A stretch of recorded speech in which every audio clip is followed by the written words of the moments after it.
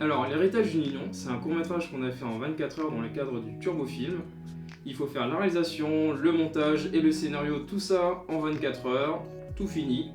Et ça parle de l'histoire de Europe, qui cherche la signification de son nom accompagné de son père, en visitant les différents monuments de notre région.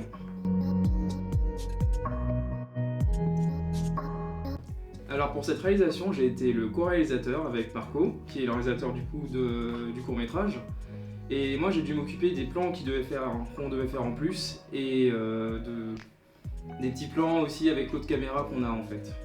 En post-production, je me suis occupé du montage à l'aide de Marco. Il a fait un peu l'ébauche du montage et moi je me suis occupé un peu de la finition. Et j'ai monté la synchro son, voilà, tout monté en fait.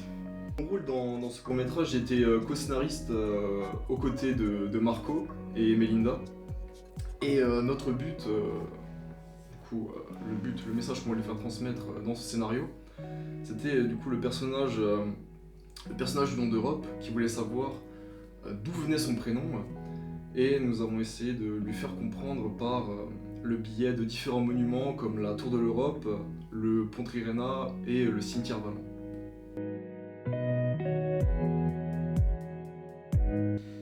Alors, dans ce Turbofilm, ce que j'ai trouvé intéressant, c'est que j'ai pu jouer un personnage, pour une fois, qui n'est pas un antagoniste, qui est pas ambigu.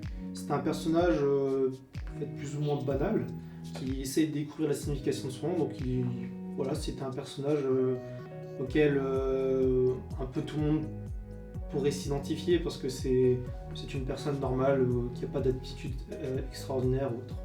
Alors pour ceux qui n'ont pas suivi l'ancien projet, l'ancien Turbofilm qu'on avait fait avec Chip Productions, c'était Ascension, où là en fait on était une équipe plus réduite et la différence que j'ai remarqué, c'est que c'était plus facile de converger vers une seule idée pour le scénario qu'avec l'héritage d'une union, on était plusieurs à avoir plusieurs idées différentes, où c'était très difficile en fait de trouver l'idée que tout le monde voulait faire en fait. C'est très difficile de se mettre d'accord.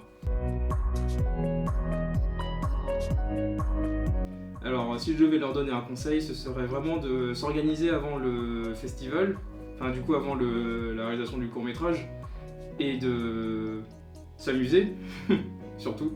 Pour les prochains participants, alors surtout allez-y, donnez tout ce que vous avez. Mettez-vous bien d'accord, hein. Faites pas la même erreur que nous. Hein. Ayez déjà une idée à peu près en tête de ce que vous voulez faire, de manière à pouvoir vous organiser au mieux durant les 24 heures.